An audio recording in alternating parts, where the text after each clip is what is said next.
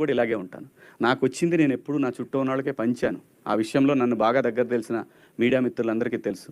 నేను నాకు ఎంతోమంది అవకాశాలు ఇస్తే, నేను నా చుట్టూ ఉన్న వాళ్ళకి చాలామందికి అవకాశాలు ఇచ్చాను. అందుకే నేను ఆ ఫ్లోలో అన్నాను, నాకు అది ఇష్టం, బతుకు బతికించు నీ చుట్టూ ఉన్నవాళ్ళు.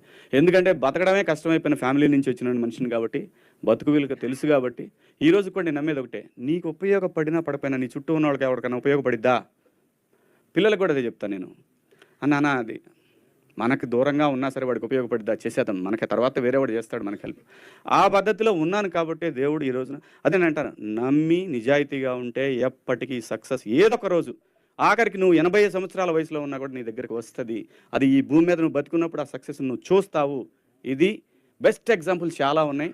మీ కళ్ళ ముందు శివన్ ఉన్నాడు 50 సంవత్సరాల తర్వాత.